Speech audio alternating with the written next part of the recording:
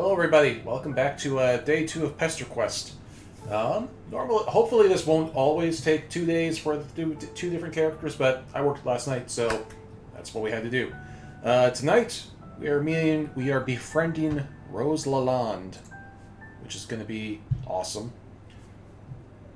The other thing I thought of too recently is that earlier while I was setting all this up is that assuming that like we meet all the kids in the order they were introduced in Homestuck, we're probably the last two kids that we meet are probably going to be Roxy and Dirk, which after the epilogues are probably the two of the most interesting ones. So that's going to be a heck of a send off for this game once it's totally out. Anyway, let's meet Rose. Our thing is, like, it's interesting to me that that MSPA reader is back on their friend sim bullshit, you know? Because, if you recall, of course, at the end of the friend sim, we found out that was, like, basically an artificial personality imposed on him by Doc Scratch.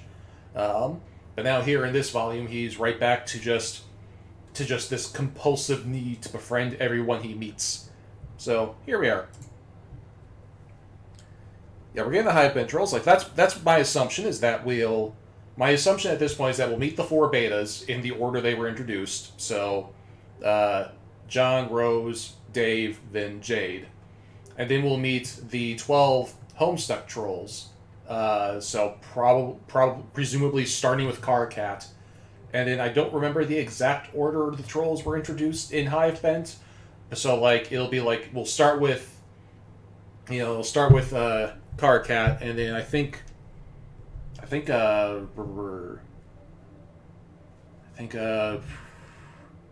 then like towards the end it'll be Fefri and Eridan.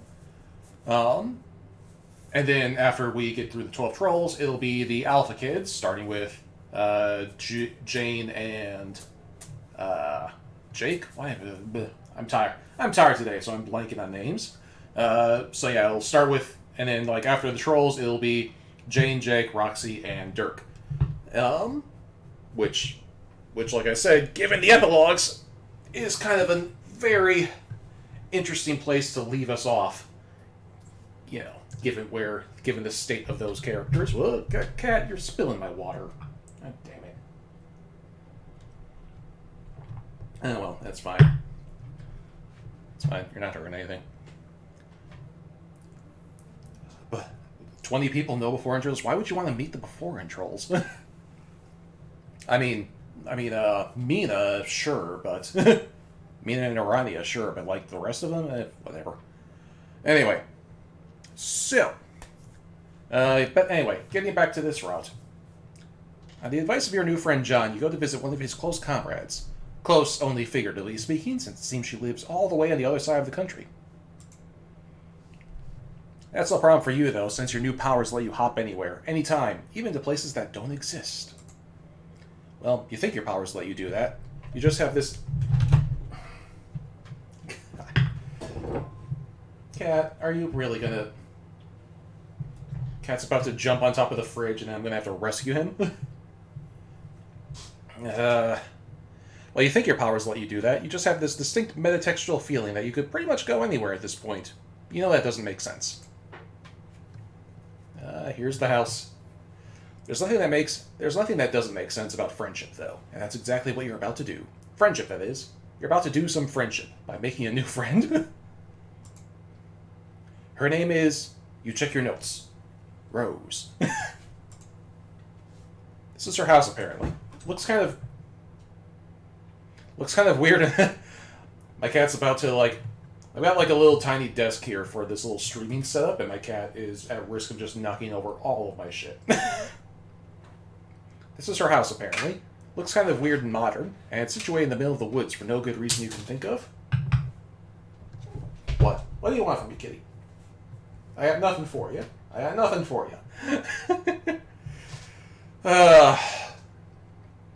Situated in the middle of the woods for no good reason you can think of. Also, it's pouring rain, which is not what you would describe as the ideal friend-making conditions. It works. Still, nothing stops a mailman, not from delivering mail, or making friends. Rather famously, rain and other similar weather patterns provide no deterrent to the performance of his duty. And there is no duty more important than friendship. Than friendship. Oh, she looks good. Suddenly, a woodland girl approaches. Who goes there? Oh, it's your new friend Rose, obviously. There's literally no one else this could be. Well, I mean, what MSPA reader, where are you putting those notes? I mean, he has a hoodie. He has a hoodie pocket, right? Yeah, it's not... It's chewing on my pen now. Oh, yeah, Rose is... It's like, this whole art style so far is just amazing. You introduce yourself. You are the cool mailman who John told you to expect a visit from soon. The music's pretty, too. You would doff your mail hat to signal a friendly greeting, except recently you accidentally dropped it into the sewer, along with all the other mail-specific clothes, as well as the mail you were supposed to deliver. As you explained to her gratuitously in an unconvincing manner. I'm going to turn the volume down for y'all a little bit, because this music is pretty, but it is very overwhelming. Oh yeah, she's got... Yeah. And yeah, she's got the violin going, it's great. This is great music. Whoop. It's not a great start, you admit, but you've done much worse. Yeah, you have. You are not a mailman. Yikes. You are busted almost immediately. You briefly consider whether you should double down on the lie and try to say something mailman-like, or whether the right call is to come clean, since she's clearly too smart for this amateur bullshit.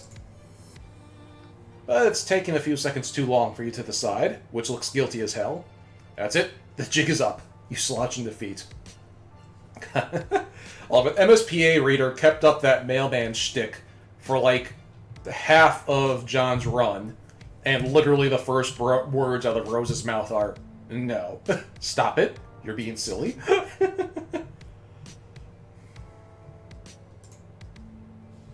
You want me to keep a secret from one of my best friends to protect the feelings of a random... You want me to keep the secret from a secret from one of my best friends to protect the feelings of a random buffoon who I've never met and arbitrarily show up at my house in the remote wilderness like a creep?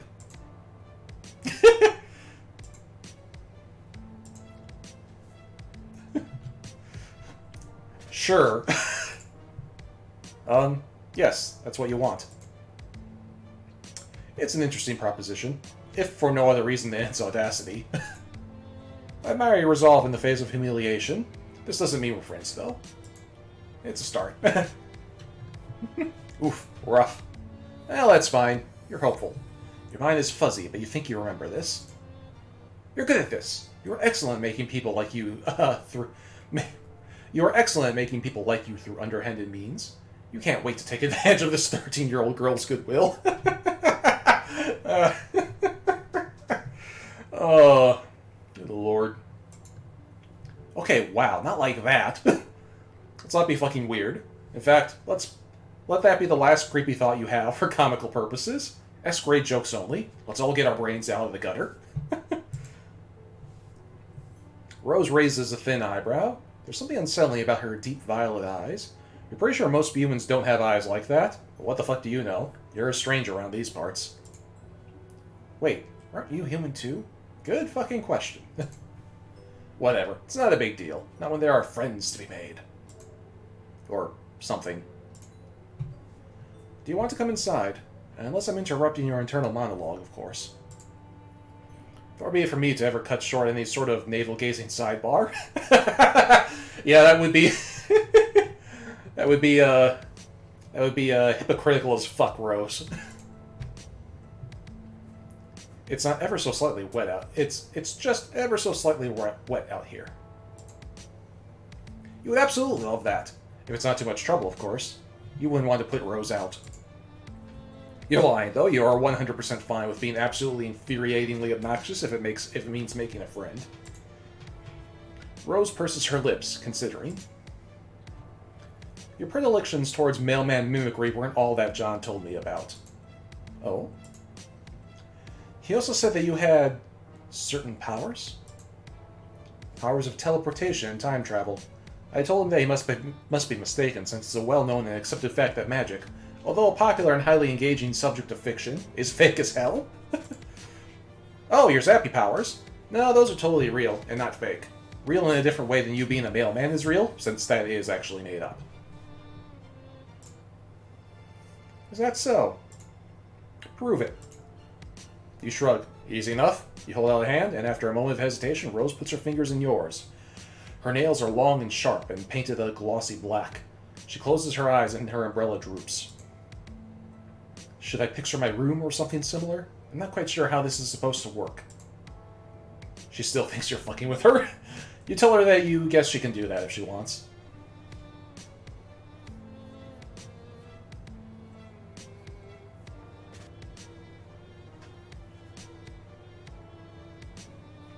Didn't the MSP ever not use up it?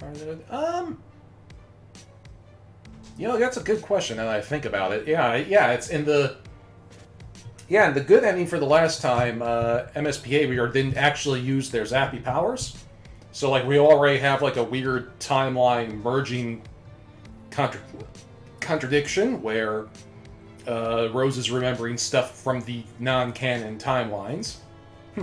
So that's interesting. You zap the two of you inside the big modern house, and when you open your eyes, you find yourself in a large, messy bedroom. Oh no! Rose! Rose, your fanfic! Your fanfic is out! Oh yeah, and her coat is great. I love that. Rose, quick, hide the fanfiction! Oops. No.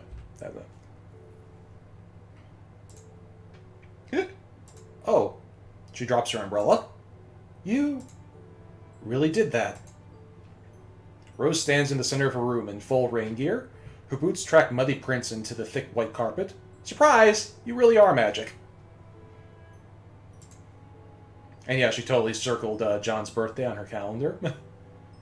Rose puts a small hand against her perfectly painted black lips. She seems momentarily lost for words, and you get the feeling that's not a thing that happens very often. Her eyes are wide and deeply purple. They're sparkling, you might even say. Hold on. I'll be right back. Stay here. Don't go into the hall. It's not safe. You tell Rose to take her time. You're happy to just stand there, dripping on her nice clean floor. She leaves the room, and you take the opportunity to examine your surroundings a little more closely. The bed is unmade, books are strewn over the floor carelessly, and a collection of half-drunk cups of coffee crowd the desk. Half-finished knitted projects are laying in soft piles all over the room. In fact, there's a lot of evidence that this room is often occupied by someone with a lot of interest who has trouble settling down and putting their attention on one thing at a time. Man, you relate. Not with interests, but with friends. You can't imagine settling for just one. Rose has a number of posters on her wall, although nowhere near as many as your friend John. A calendar hangs beside the window, days ticking off with little X's all the way up to 4/13, which is circled. You step closer to read the year date up in the corner, 2009. But what the hell do you care about the date? You can make friends any day of the damn week, rain or shine, night or day. Rose sure is taking a while out there. She's told you that it wasn't safe out in the hall. Maybe she hadn't been quipping. Maybe she's actually in trouble. What should you do?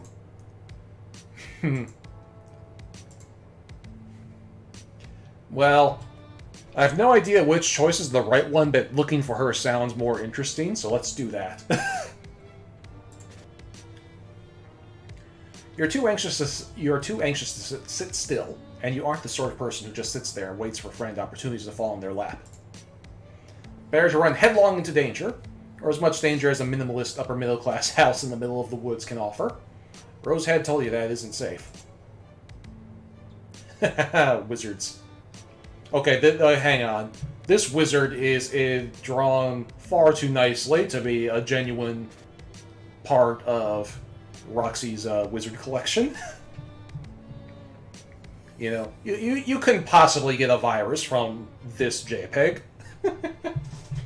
You creep out into the hallway where a bunch of things happen more or less simultaneously. A deluge of quick-time events that you had no idea was coming. Lightning flashes in a perfect jagged line across the tall window at the end of the hall, followed immediately by a crash of thunder so loud you think the house might be falling down. Abruptly, all the lights go out. Yes! Perfect. Another flash of lightning, and for a vertiginous moment, you see a long, thin figure superimposed against the window.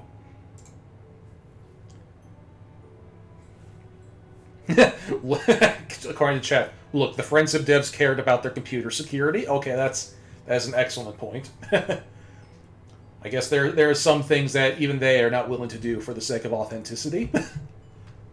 You freak the fuck out, jumping about a foot in the air and yowling like a cat. A small hand lands on your shoulder and you jump again. Calm down, it's just me. Rose speaks in a normal tone of voice and it's jarring. Okay, so yeah, I gotta redo that line. You freak the fuck out, jumping about a foot in the air and yowling like a cat. A small hand lands on your shoulder and you jump again. Calm down, it's just me. Rose speaks in a normal tone of voice and it's jarring. The house is echoey and cavernous, and there's just something about a dark house on a stormy night that makes you want to whisper. I told you to stay put for a reason. It's too early for my mother to be sauced enough not to notice random strangers in her house. I don't want to go through the tedious process of explaining who you are. You have a perfectly understandable reason for why you left, and that reason is that you were lonely.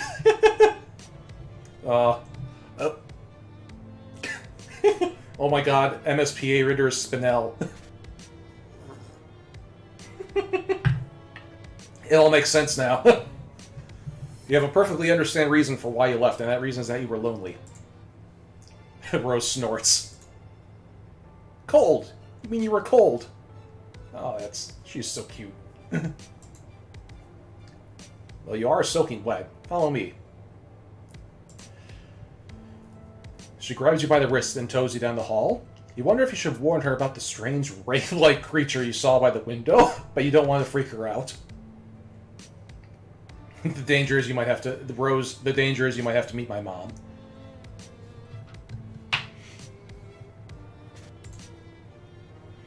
Yeah, chat's already putting together the connection between MSPA Ritter and Spinel. Like, they were both created with the sole purpose of being friends, and were horribly traumatized by the removal of that purpose.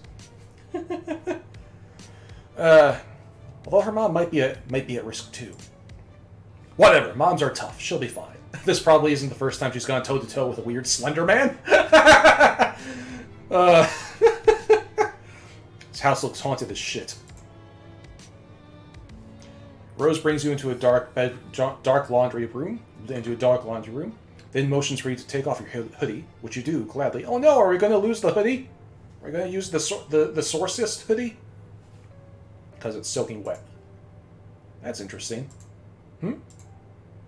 The design on the front. What does it mean? Does it mean anything? Well, it means, if I remember correctly, Sorcist was Prospect in time, or was it Durst?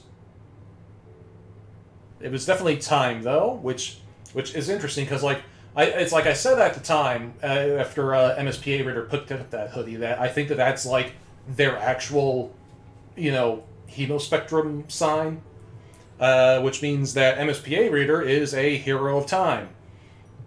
With retcon powers now, which is also hella interesting, when you think about that.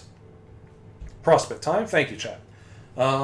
MSPA Reader is a Prospect hero of time with retcon powers, which is a potent combination. Oh yeah, it is kind of cool. A blue line that zigzags on one end like lightning. Looking at it makes you feel unsettled. You realize Rose is still waiting for a response, so you just hand her the hoodie and tell her no. You're pretty sure it's just an abstract sign. She is so perceptive, it's good.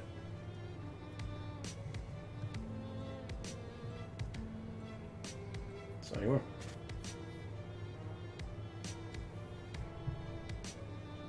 Oh, that's interesting. Before the Extended Zodiac, people thought that this combo couldn't exist. Like you couldn't have a Prospect Hero of Time. Yeah. Fill me in on that bit of speculation. I want to know the logic behind that, because that's an interesting thought. But anyway, we'll talk about that. We can talk about that later. Anyway, let's keep talking about Rose. You realize Rose is still waiting for a response, so you just hand her the hoodie and tell you no. You're pretty sure it's just an abstract sign. Then you stand there while she tosses the sweater into the sweatshirt in the dryer, feeling the alarming currents of memory in your bloodstream. You're sure there must be something you forgot to do. You take your stuff out of the hoodie pocket. You continue to feel weird as Rose hits the dryer button, and nothing happens. Fuck. She hits the button a few more times, as if that will make a bit of difference when the power is out. She presses her thumb and forefinger to the bridge of her nose.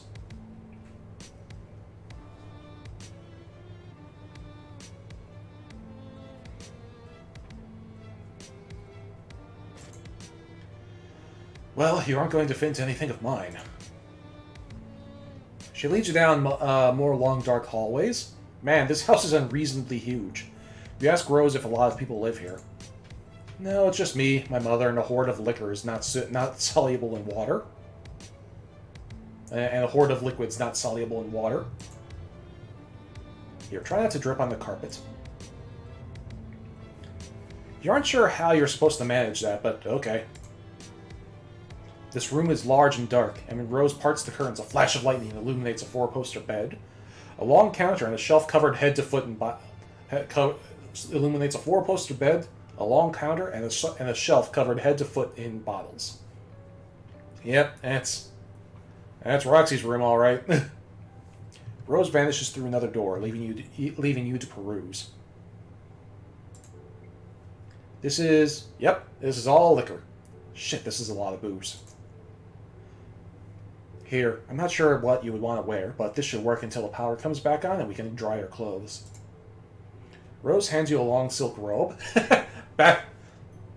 It's like, this is like the only thing, these are apparently the only things MSPA readers allowed to wear, is bathrobes and his new hoodie. She won't miss this. I don't think she's ever even worn it. She has this whole closet full of fantastic clothes that she never puts on. You take the robe and go into the large master bedroom. It's kind of a mess. The tub looks like it hasn't been cleaned in a long time.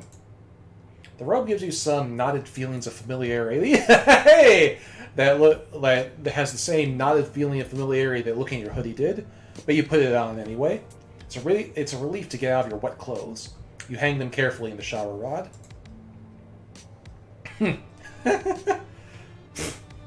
Yeah. When you head back into the bedroom, you find Rose standing in front of the wall of liquor.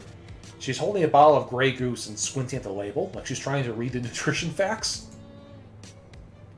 I've often wondered what exactly the merits of consuming this are, and twice, quite literally, like burning. She opens the bottle before you can protest that she's by no means the legal drinking age in wherever the fuck you are. She puts the bottle to her mouth and takes a sip. She splutters. Blah. Blah. It's terrible. You could have told her that. Straight vodka isn't for the uninitiated, even fancy vodka. You take the bottle from her. She hesitates for a moment and lets it go. Ugh. Even now, it's like the shadow of alcoholism is already there. It is.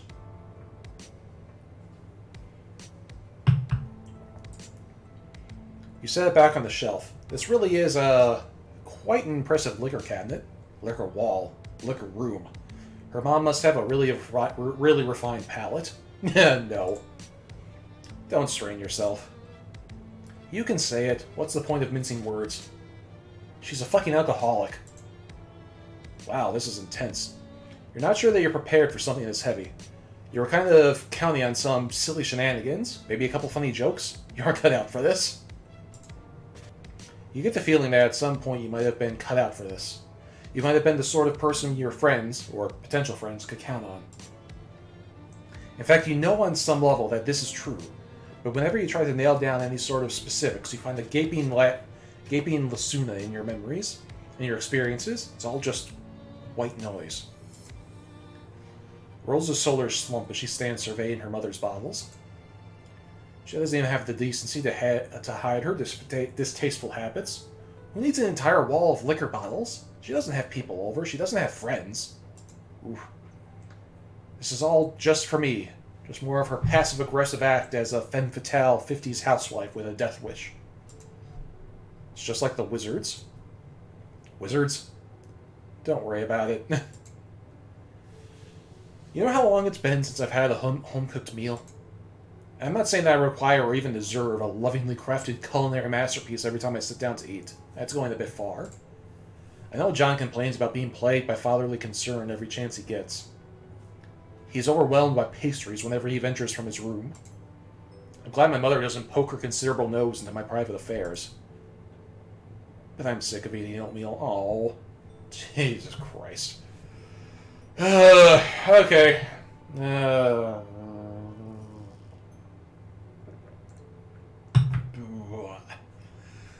This got heavy in a hurry. Rose. I told you, don't worry about it. But you will worry about it. You worry about all your friends. All 2 of them. Rose smiles with half of her mouth. It seems about all she can manage. Aww. Protect her. Protect Rose! Lightning crashes. She looks so small and sad against the wall of bottles. You know how to fix this. Thunder rolls and you clench your fist. A friendship clench. You don't know who you are. You don't know why you're here. But you do know that surely you have these powers for a reason. And what better reason than helping this poor young girl with her troubled home life? Rolling up your floppy sleeves, you get to work. What are you doing? You start with the dark liquors first. In your experiences, those cause worse hangovers, and are more likely to contribute to the absence of hot motherly meals and the overconsumption of oatmeal. You grab 2 bottles of rum and 1 of bourbon, which you tuck in one armpit. You then zap out of the house and into a clearing in the nearby woods a couple of hours ago, before it started raining. You grab the bottles and go back for more? Just gonna steal all her liquor. Oh man, this is... We are just cannonballing into everything. We've stopped John from playing the game, and now we're stopping, Mom Lalonde from drinking. This is amazing, is what this is. Are you just stealing all of my mom's liquor? Is this your solution to her alcoholism? Don't worry, Rose can thank you later.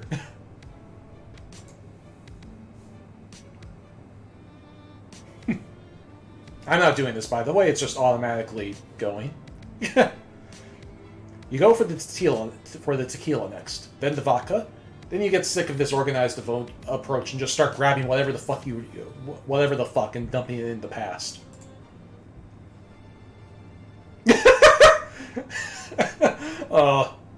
It's amazing.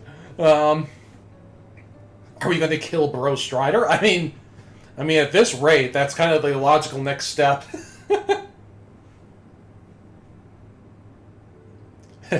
Yeah, John, let's not break canon and ask Heresy what to do. MSPA reader. These are my friends, and I'll do with them what I want. Rose watches you do this for a while, and then she hops up on the counter, crosses her legs, and starts texting. Wow, she's really so intent on her conversation that she isn't even noticing you fixing her domestic situation. She keeps giving you little fleeting looks, and you're pretty sure she must be talking about you. You should just let her talk. It isn't right to try to invade her You should just let her talk. It isn't right to try to invade your friend's privacy.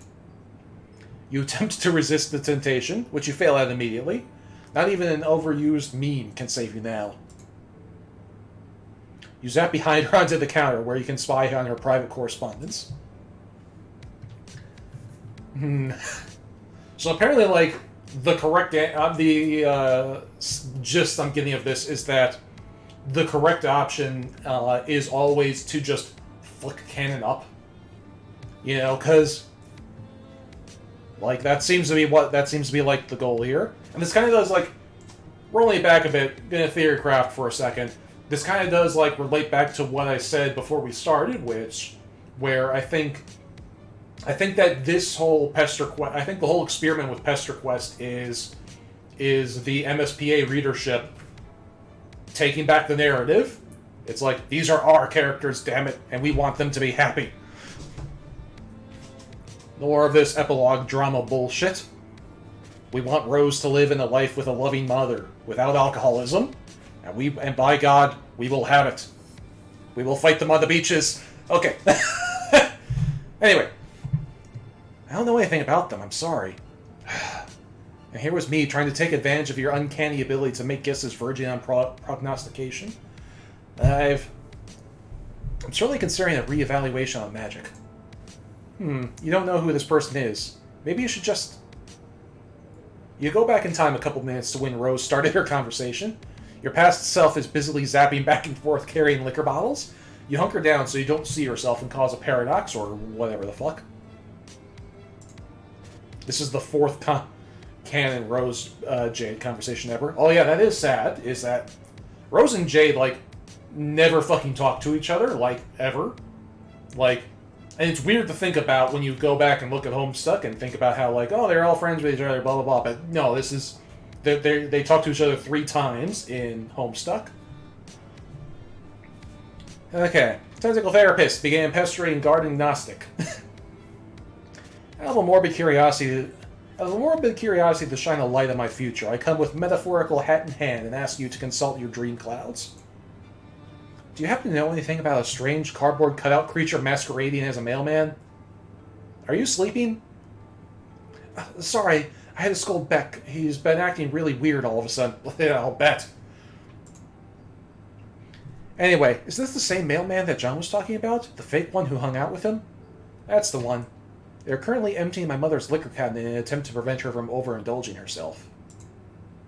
Oh, are they drinking it? No, I think they're just dropping in the woods with their magic powers. Oh. Do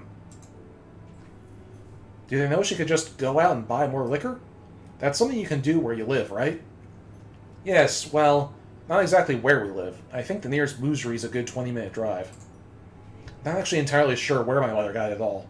We don't own a car, as far as I know. Sometimes it seems like she has the ability to just make things appear. I don't know anything about them. Sorry. Yeah, Beck is not going to be happy when we meet him. Yeah, we are screwing with reality, and Beck is going to be all kinds of weirded out by that. And here's me trying to take advantage of your uncanny ability to make guesses verging on prognostication, as I am recently considering a reevaluation on magic. I'm still pretty sure magic is fake, at least the kinds of magic you're talking about. There's probably some real magic out there somewhere. Yes, for instance, the sort that lets you spy on your hostess's private correspondence while you are stealing her mother's libations. You freeze. With a contrite zap, you reappear in front of Rose. She sets her phone down and props her chin up on a delicate fist. I love Rose so much. Sorry, you honestly didn't know what got into you. You just couldn't resist using your powers for evil. Haven't you heard that with great power comes great responsibility? Rose is right. She's totally right. You've only had this power for like a day, and you still aren't used to the idea that being able to just zap all over the narrative. Clearly, you do not appreciate the implications. Zapping all over the narrative sounds potentially stressful. Oh, you bet. You are incredibly stressed right now. Rose laughs. You apologize to her for stealing all of her mom's drinks. That was kind of overzealous of you. No, actually, I thought it was hilarious. Never actually been one for pranks. It's always fallen more in John's wheelhouse, but there's nothing wrong in occasionally stepping outside of one's comfort zone. Let's do the vodka next. Oh, this is sweet.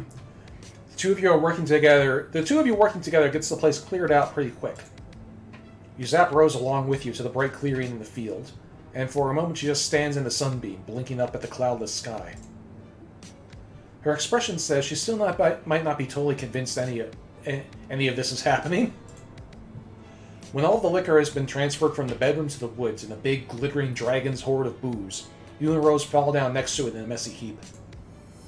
Well, you fall in a messy heap. Rose lowers herself daintily, sitting more on her knees than her butt. Probably to keep her skirt from getting dirty.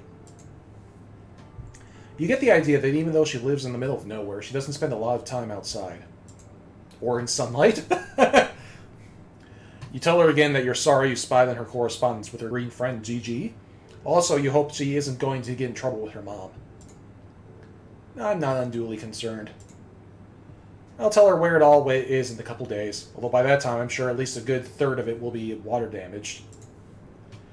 I'm sure this will have fantastic implications for our relationship, and not at all exacerbate the emotional problems underlying her addiction.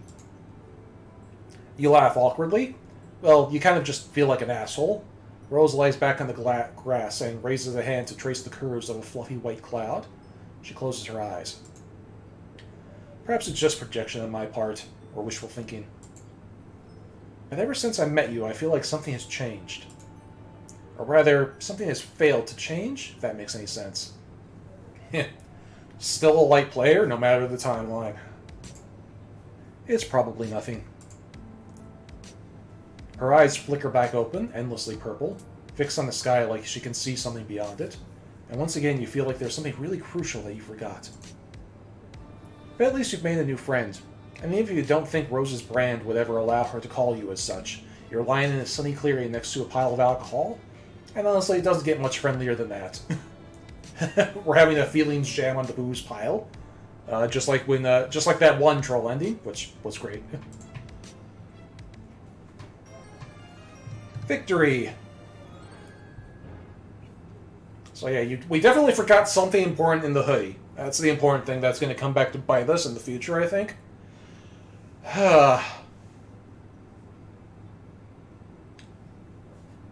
That was nice.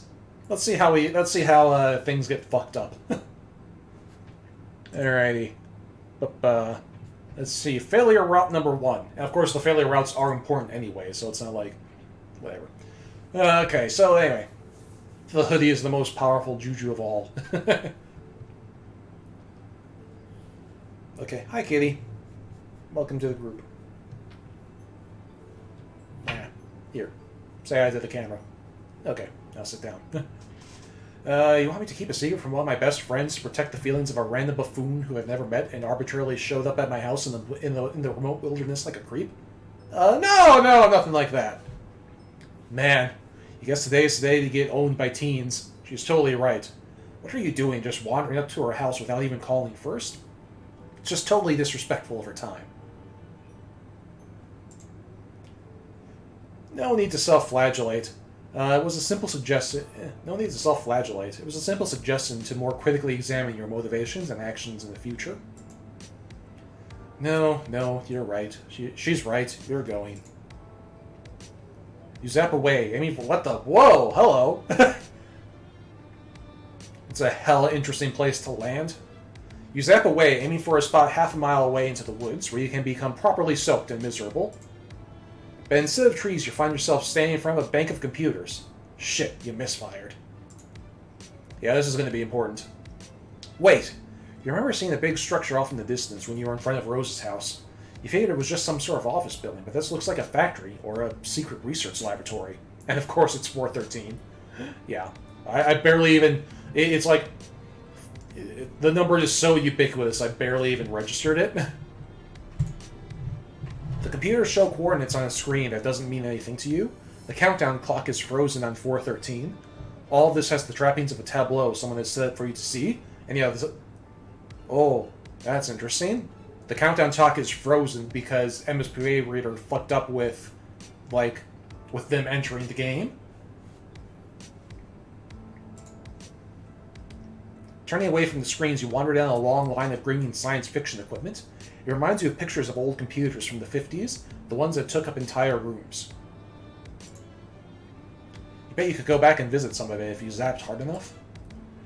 You wander through a whole maze of halls and wide echoing rooms that aren't pictured because our art budget is only so big, but take it as a certainty that they are all very mysterious. Eventually, you circle back to that strange bank of screens. Nervously, you hit a few keys, tap a few fingers against the readouts. Nothing. It's all locked down.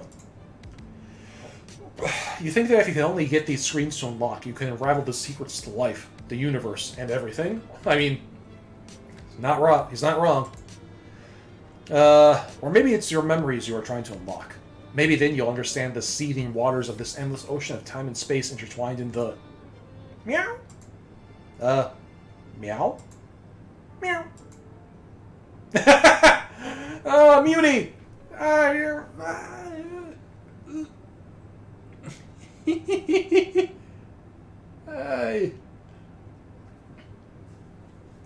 You turn around expecting a cat, and you do get a cat. A very adorable black kitten, tiny and soft, with far more eyes than a cat should have. Aww. But the cat isn't the only thing here.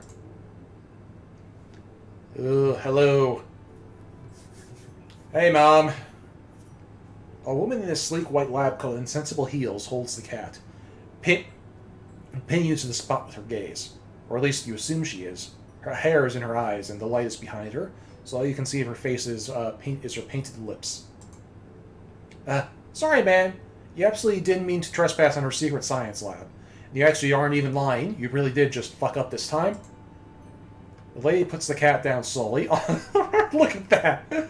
That's so cute.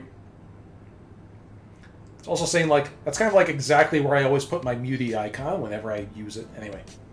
The lady puts the cat down slowly, where it rolls on its back and bats a paw playfully in the air. Cats are great. Even mutant cats. Maybe especially mutant cats. Yeah, they are great. This little guy should have a name. You think you'll name him Cryptid McWhiskers? Yeah, Cryptid McWhiskers is a great name. In fact, you can't imagine anyone ever naming this cat anything else. You hold out a hand to Cryptid McWhiskers and wiggle your fingers. It rolls onto the back of it. It rolls back onto its feet and saunters over to you. It's as soft as fluffy as it looks, and its 4 eyes blink up at you with utter trust. At least this kitty will be your friend. The ominous clack of heels on cement reminds you that you and Cryptid McWhiskers are not alone. While you are busy with the kitty cat, the very intimidating and well-coiffed woman has walked over to the bank of the screens. She presses a button, and it must be some sort of fingerprint recognition or retinal scanner, or maybe she's just better at things than you are, because it works for her. On the floor a few feet from you is a round gray protrusion, a platform on the floor. You saw it earlier, but you had no idea what it was for, so you just ignored it? So what you don't understand can't hurt you, right? You think that's probably right. The intimidating lady presses a button on the screen, mouth turned up at the corners.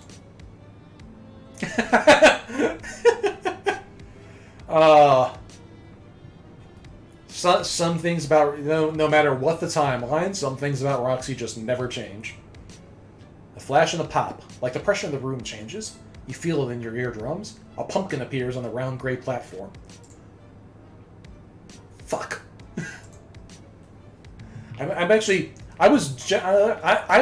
been wondering, like, I'm a little surprised that we got actual, like, text from Mom Lalonde. You aren't really sure what she's trying to say here. What she's trying to say here. Making a pumpkin appear out of thin air is impressive. That probably would have been a bit more so if you hadn't been popping in and out of existence all day. Yeah, first line of Guardian dialogue ever. You know, that's the thing that was really so surprising by this. It's going to take more than a pumpkin to impress you. Pumpkin. What pumpkin?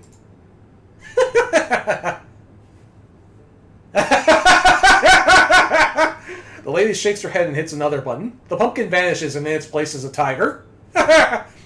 Yes, you heard that right. A whole-ass tiger. Orange and black. Big teeth and big paws.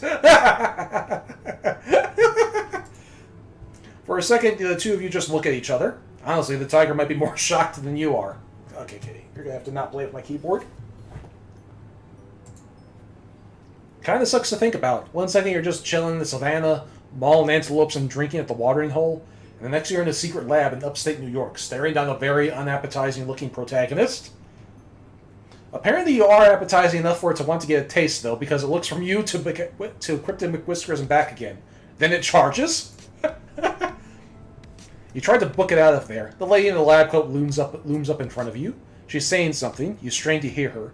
The tiger is right behind you. The lady or the tiger? At the last minute, you remember you have magic powers, and you choose the third option, teleporting the fuck out of there. Oh, not again. You get zapped into yet another unknown building, although from the view of the window, you think you might be in Rose's house. Also, the fact that Rose turns the corner of the hallway and stops short, still in her rain gear. Her eyes are very wide. You wave awkwardly. Hi. That snaps her out of it. She stands up straight, sliding easily from shock to superiority. So you thought you'd just let yourself in? After wasting my time mumbling about the mail, your gaudy display of manipulative self-recrimination, and then popping out of existence to leave my asking myself if I finally lost my mind. You hadn't meant to do any of that, especially not that last part. She isn't losing her mind, unless both of you are losing your minds together. Rose looks you over. Finally, she seems to decide that you are for real. Your predilections towards mailman mimicry weren't all that John told me about. Oh? He also had to... Well... But how are we back on track? What the fuck? He also said you had certain powers? Powers of teleportation and time travel. I told him that he must be mistaken, since it is a well-known and accepted fact that magic, although a popular engaging subject of fiction, is fake as hell. Oh, your zappy powers? No, those are totally real and not fake. Real in a different way than you being a mailman is real, since that is actually made up. Cat, stop playing with my stuff. Wow. She's still got her umbrella open. Hey, doesn't she know that's bad luck? Luck is also fake as hell? Amen.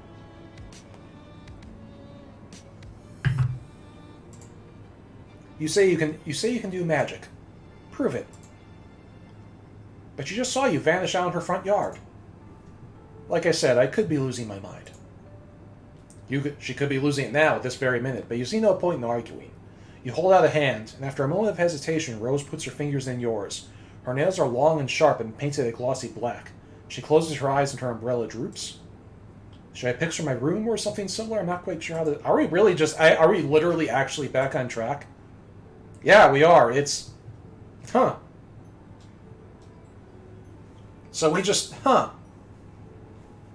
So yeah, we've just looped back around to, this. That's... Huh. Okay, and now we don't even have to, we don't even have to reset to, see the other bad ending. Or the only other bad ending, I guess. Because this only has, like, a good ending and a bad ending and a weird detour that's optional. Huh.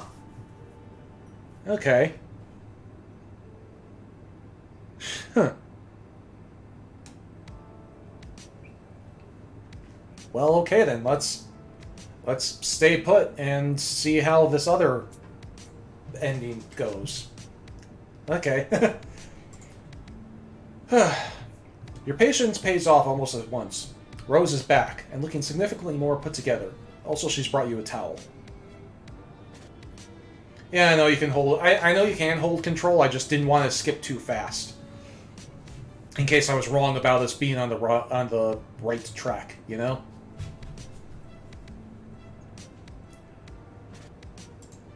Here. I'm not overly attached to anything in here. It's mostly just childish nonsense I haven't yet bothered to rid myself of. But I'd appreciate if you tried not to drip on any of the notebooks. She has changed out of her raincoat and boots, and she's dressed in a neat black skirt and a white shirt with the purple blob thing with tentacles. Well, is it with kids in their blob shirts? Now that's dealt with. Please sit down.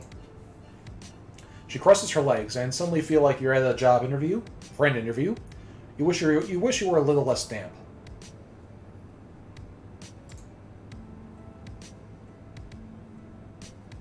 Actually, let's switch places. You're still pretty wet. You don't want to get her bread spread messed up?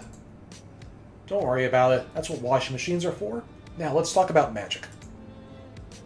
Which, up until now, I have always taken for granted as being something confined to storybooks. Rose takes a wistful look towards her bedroom window, grayed over and blurry with raindrops. You get the feeling that she's doing it for effect. Maybe that's why she wanted you to switch places with her? Yeah, she's a drama queen. And then comes you, the not a mailman with a penchant for showing up and attempting to make friends with unwitting children. Well, fair. She's got you there. But honestly, she might be a child. But she really doesn't seem to be unwitting. On the contrary, she's really quite witty. I'm glad you noticed. She folds her hands and clears her throat. You think that if she had any notes, she would be shuffling them? And so the question remains, are you a good witch or a bad witch? Or are you a wizard? We've already established that you are not a public servant. Is there a difference between a witch and a wizard? Of course there is. But exactly how specific of a difference can vary. According to some works of fiction, a wizard is just a witch's male counterpart. But in certain mythologies, for instance Arthurian legend, the difference appears to be class-based. Wizards reside at court and are classically trained, while witches are self-taught and run wild through the forest. I won't deny that those differences tend to often be gendered as well. You ask her which one C is, a witch or a wizard? Neither. Me? Rose shifts, uncrossing... I wonder... I almost wonder if this is like a reference to the fact that everybody gets Rose's class spec wrong the first time they hear it. Because I mean, I did this too, and having seen and like, you all have presumably read live logs of Homestuck, you remember. Because like, it happens in early Act 2, you learn you get like the list of the class specs of the beta kids, you just hear the names, Heir of Breath, Knight of Time, Seer of Light, and Witch of Space, with no context for who is who. And pretty consistently, everybody assumes that Rose is the Witch of Space, because at that point you've seen her being all gothic and witchy. Meanwhile, Jade has been very seer-like. She's been talking about the future and stuff. And so a lot of people just when they see those class specs for the first time, they assume that Rose is a witch. And they get it wrong. And so I wonder if this little bit here is kind of referencing that. Kind of feels like a reference to that. Me. Rose shifts, uncrossing and recrossing her legs. You shrug and say that she seems to know a lot about them. I know a thing or two. I know some lore. But can I tell you a secret? Oh my god, Rose. She has no idea how much you would love to hear her secret.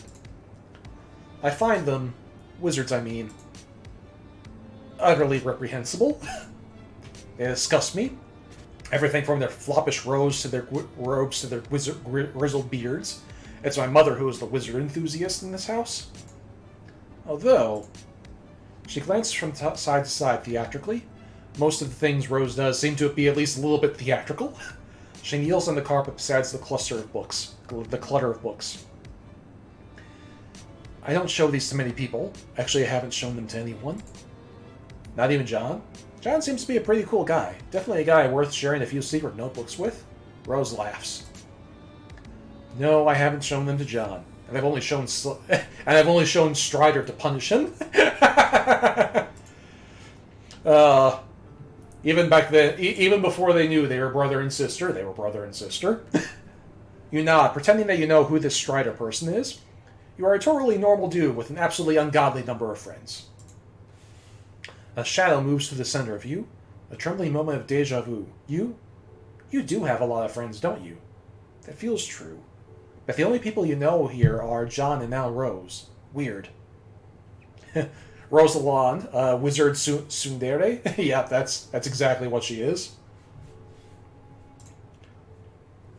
You tried to put it from your mind and listen to Rose again. She is still talking about the mysterious Strider, flipping through one of the journals, too quickly for you to see anything specific. Only that is full from cover to cover. As if my modest writings are the sole source of homoerotic tension in his life, when his brother is the one who insists on filling their home with a sort of dick butt for ironic purposes. Rose rolls her eyes. Oh boy, you missed the beginning of that. It probably made way more sense than it seemed like. Rose is searching through her notebooks, checking markings on the spine that seem to be some sort of cataloging system of arcane symbols. Where is... Oh, right. She does something quick and complex with her fingers, and another notebook pops into existence and falls into her lap. You gape. She really is a wizard. What? It's just a Silodex. A child could use one. Here. This notebook has a couple drawings in it, but most of it is filled with small, neat handwriting in lavender ink. Is Rose writing a book? No, don't be silly. I'm writing 4 books, at least. 5, depending on whether I decide to flesh out Calmus's backstory. It isn't strictly necessary, but it does add a certain amount of valuable character insight, which renders their actions in later volumes more sympathetic. Not that I need all my anti-heroes to be sympathetic. I'm just thinking of what the literary reviewers would say. You nod. Smart. You would never have thought that you never would have thought about what the literary reviewers would say. She's honestly pretty impressive for someone her age. Age has nothing to do with it. But don't get carried away, it's only a rough draft. You ask her if you can take a look. She hesitates, but you doubt she would have shown it to you if she didn't want you to look. What the hell? If you can't trust a strange spherical imprint you met outside in the rain, who can you trust? Right? Your thoughts exactly. Rose hands you the notebook and you open it at random, letting fate guide your hand. Fricklish bothered his beard, as if unkinkling a hitch in a long silk windsock. A more pedestrian audience would parse this exhibit as nervous compulsion, behavior to petition contempt among the reasonable. He was, however, not surrounded by the reasonable, but the wise, a distinction in men that would forever be the difference in history's garland of treasured follies. As a matter of fact, his cadre of fellow wizards were all putting similar moves on their beards as well. The practice would evince thoughtfulness, sagacity, even, if they didn't do it all at the same time. Standing in line at the bank, shooing squirrels from bird feeders. Few occasions were safe. Zasserpan inspected the clue, a single piece of evidence cradled in his coarse old man palms. It was a human bone, not striking in the tale it told alone, so much as told by the thousands like it festooning the marshy soil in the mass grave. The grisly expanse bore the texture of a decadent dessert, like one of Smarmy's formidable custard trifles wobbling out on wheels for the holidays, to the dismay of a small nation. You're certain of this? Asked Friglish, despite what he was doing with his beard. He was, in fact, immersed in meaningful contemplation. I'm afraid that I'm becoming more so with each terrible tick growls by that gaudy timepiece slung around your neck. In case it wasn't clear, Friglish wore a clock Zasserpan didn't care for. It was magic. The massacre of Sesconif. It was not as written. Wow, this is pretty dense, but smart. You stroke your own imaginary beard and pretend to ponder the deeper meaning. Yes, intriguing. Zasserpan and Friglish. Yes, there is some history there. Yes, clearly. But what the two of them shared went beyond simple romance. That's why it has gone so spectacularly sour. Rose becomes increasingly more animated as she tells you about her gay wizard OCs. Like she is far more interested in them than she is in herself. I mean, hashtag relatable. I need to get back to my fanfic. I really do. They share an... What? Hi, cat. Oh, sorry, kitty. They share an intellectual bond, a mutual dedication to knowledge and the preservation of such. The goal of the learned is to amass their wisdom and keep it from general dissemination into the main populace of wizards. They feed it to their apprentices in drips and drabs. Of course, this will eventually lead to ruin. Of course, you flip further in the book, searching for the part where it leads to ruin. Ruin sounds interesting. Zasserpan knew he would see his wayward apprentice again. He knew the tide would turn and the sun would blaze on its zenith as every inexorable day passed. Now they stood diametrically opposed across an overgrown chessboard. His apprentice's eyes were hidden behind dark glasses, but Zasserpan knew he could see them. Knew if he could see them, they would be riddled with the madness of the void. Calmusis wasn't here for justice or for revenge. They were here exclusively because Zasserpan had something they wanted, something they were owed. You flip through the notebook, checking out the drawings. There are a lot of wizards, each more bearded and venerable than the last. Yeah, that part was new. One of the pictures, the most recent maybe, since it's on the very last page of the journal, is of two young wizards, twins maybe. They have gray hair and are wearing slick green suits, and are standing back to back with their arms intertwined, staring into the middle distance. It's very anime. You compliment Rose on her artistic prowess. Yes, thank you. They're all right. I'm a much better writer than I am an artist. You tell her you think she's really good. Way better than you. You're absolutely positive she's going to be famous one day. I appreciate the encouragement, even though I know you're just trying to flatter me, due to your strange thirst for affirmative experiences. John told me all about that. Damn. Busted. But you really do think she's talented. It's fine. It's not as if my social calendar is over full out here in the middle of the woods. Don't tell anyone I said I don't have many friends. Aw. And don't tell them I've been drawing. He'd be insufferable. I love how don't tell my friends. I love how it's, don't tell my friends I've been drawing. He would be insufferable. Just, there's only there's one person who Rose is worried about. And we all know who it is.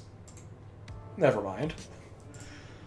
You assure Rose that her secrets are safe and hand back her journal. You're really excited about your new friend, and if you might be so bold, and her wizard stories. Although, wait. Hadn't she said she hated wizards? What's your point? Well, you're no expert on wizards or on Rose, but it seems like she actually does seem to like them, because she has several notebooks full of wizard fiction. You aren't trying to get, real here, but maybe it's possible her mom isn't the only one in the family who likes wizards. Oh no, I think we fucked it up. Rose pulls her book out of your hands. That and the rest of the books vanish into thin air. Oh, right, it must have been, what was she called it? Silodex? She doesn't look angry exactly, but the lines across her mouth and eyes have softened as she talked about her book. But the lines around her eyes and mouth that had softened as she talked about her books have hardened back up. Her eyes glitter menacingly. Oh, is that right, Freud? Well, why don't you diagnose me? Oh, now you're just being hypocritical, Rose.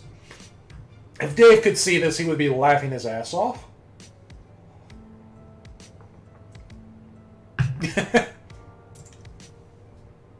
Oh, hey, wow. You weren't trying to be condescending or whatever. Clearly. Were you aware that it is a common psychological phenomenon for an individual to react to trauma by creating fictional representations of that which has caused them bodily harm or emotional turmoil? To suggest that the portrayal of these fictional renderings somehow condones them or supports them is absolutely absurd. So what she's saying is that she draws wizards to cope. Rose rises regally to her feet. The lightning turns her into an ethereal silhouette. What I'm saying is that I don't need to justify my fictional predilections to you, or to anyone else. No, she's totally right. You're sorry that you suggested she might like wizards. It was horribly presumptuous and not at all the way a friend should act. You are so sorry. You promise it will never happen again? No, I don't suppose it will. It's probably just because Rose's hair is such a pale blonde, but it almost looks like she's glowing in the dim bedroom. Like light behaves a little differently around her than it does on everything else.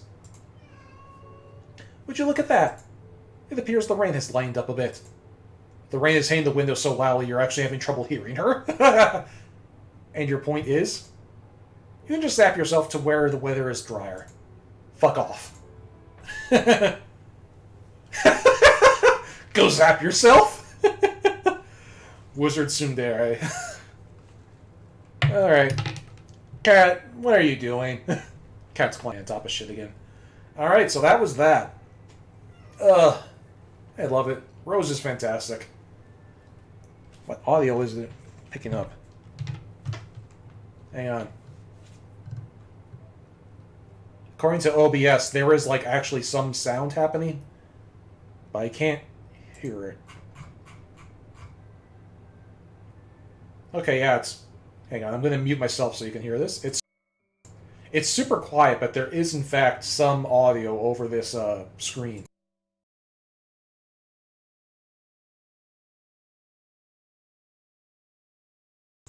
It stopped. Oh, well. Whatever. A mystery for another time. Yeah, it stopped as soon as I tried to turn the desktop sound on. Tried to turn the desktop sound up. But anyway. So, that was session number 2.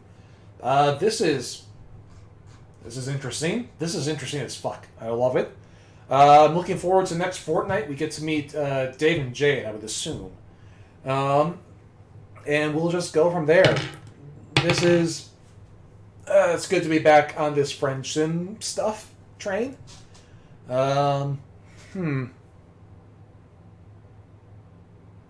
We oopsied the timeline. Well, that's the thing, though, is like, is this really a doomed timeline? Because if our retcon powers work the way John's retcon powers work, then we might just be making, like, a new timeline. Yeah, exactly. Retcons don't create doomed timelines. Aren't there 3 endings? No, there are not 3 endings. When we picked the other wrong option, it just looped back around to the thing. Like here, I'll show you what I mean. It's like here, it's yeah. There aren't 3 endings. It's like this choice right here, this first choice, both lead back to the good route. It's just that one gives you a detour. So yeah, and also like it's like. Mom Lalonde, like, even back in Homestuck, Mom Lalonde has always been one of the more fascinating characters in Homestuck because she, like, clearly knows what's going on. And we got even more of that here, like, more hints at her being in the know on this shit. And also, like, we got to hear her talk for the first time ever. For the first time ever, we got to hear one of the Guardians talk. So yeah, it's that. Yeah. This was amazing. And, like, of course, Rose is great, because Rose is always great. So happy to be interacting with old classic Rosian. And we helped her with her mom's alcoholism. Sort of, kind of, maybe, probably not. Anyway, let Mom Lalonde say fuck. We did let Mom Lalonde say fuck. The fuck has been had. Alright. And with that, it is time for me to go away and upload this to YouTube. So I will see you later. Bye-bye.